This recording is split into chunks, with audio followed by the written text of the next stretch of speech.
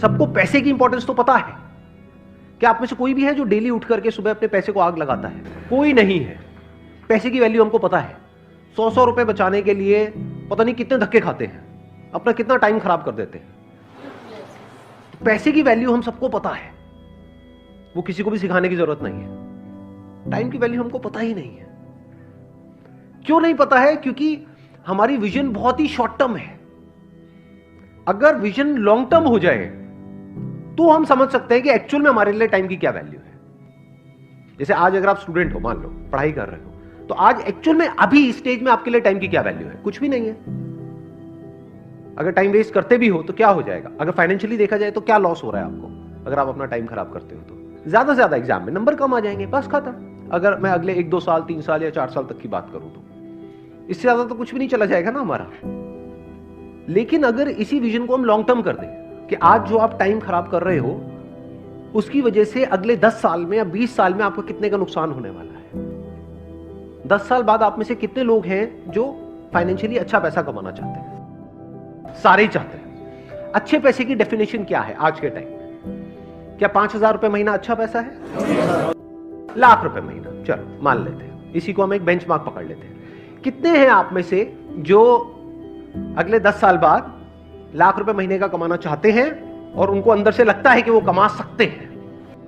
कितने हैं जो ये कहते हैं कि अगले 10 साल बाद अगर मैं महीने का 50,000 रुपए भी कमा रहा होऊंगा तो बहुत है? कितने ऐसे हैं जो कहते हैं कि अगले 10 साल बाद अगर मेरे को 20,000 रुपए महीने का भी आ जाए? 10 साल बाद की बात हो रही है, तब तक इन्फ्लेशन भी बढ़ चुकी होगी, महंगाई बढ़ चुकी होगी, हर चीज महंगी हो चुकी होगी।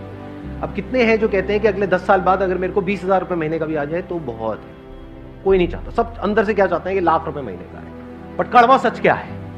बेस्ड अपॉन स्टैटिस्टिक्स कि हमें पता है कि कितने लोग कितना कमाते हैं, उसके बेस पे अगर हम एक सेग्रीगेशन करें कि इंडिया में कितने लोग हैं, किस किस तरह के हैं और कितना कितना कमाते हैं, कैसे कमाते हैं, तो एक रियलिटी क्या है। यहां पर अभी 90% लोगों ने अपने हाथ उठाए कि हम 1 लाख या उससे ज्यादा कमाना चाहते हैं और कमा सकते हैं, हम डिजर्व करते हैं। बट क्या एक्चुअल में 90% लोग 10 साल बाद लाख रुपए महीने का कमा रहे होंगे? रियलिटी क्या है कि यहां पर जितने लोग बैठे हैं उसमें से 90% ने अपने हाथ ऊपर करे थे कि वो 1 लाख रुपए कमा रहे होंगे। रियलिटी क्या है? 10 से 20% ऐसे लोग होंगे जिनका ये ड्रीम अचीव होगा, ड्रीम पूरा होगा, बाकियों का ये सपना ही रह जाएगा। जो डिजर्व करेगा वो आएगा। अब डिजर्विंग कैसे बनते हो आप? क्या एकदम से बन जाते हो, ओवरनाइट बन जाते हो कि रात को सोए और सुबह उठे एकदम से डिजर्विंग हो गए? ऐसा होता है? कैसे बनते हैं डिजर्विंग?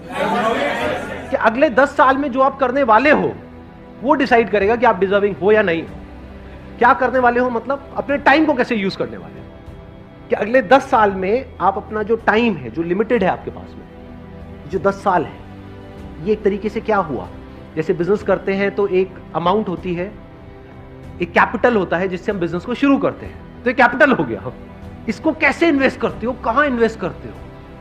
स्मार्टली करते हो, वाइजली करते हो, या बेवकूफों की तरह करते हो, या इसको वेस्ट करते हो? समझना ध्यान से। ऐसे बिजनेस में नहीं होता कि जो कैपिटल है उसको अगर ढंग से समझदारी से इन्वेस्ट किया जाए, प्रॉपर ब्रेक डाउन करके कि इतना पैसा इसमें लगाना है, इतना प्रोडक्ट में लगाना है, इतना मार्केटिंग में लगाना है, इतना डिस्ट्रीब्यूशन में लगाना है, अगर वो बंदा ढंग से प्लानिंग के साथ प्रॉपरली इन्वेस्ट करे, स्मार्टली इन्वेस्ट करे, तो चांसेस है कि जो उसकी कैपिटल है वो 10 गुना भी हो सकती है, 100 गुना भी हो सकती है, 1000 गुना भी हो सकती है। और अगर वो बेवकूफों की तरह इन्वेस्ट करे या उसको वेस्ट कर दे, पता लगा बिजनेस की कैपिटल उसने अलग करी थी और उससे अपनी अय्याशी कर रहा है, तो क्या होगा?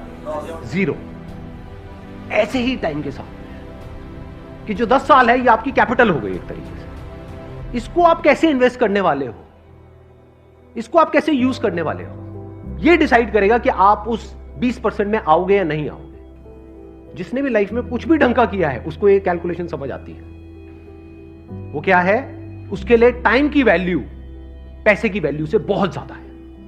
क्योंकि अगर पैसा चला भी जाता है तो टाइम से आप वापस से पैसे को अर्न कर सकते हो, लेकिन अगर टाइम चला गया तो कितना भी पैसा खर्च कर लो, जो टाइम गया सो गया, वो वापस नहीं आने वाला।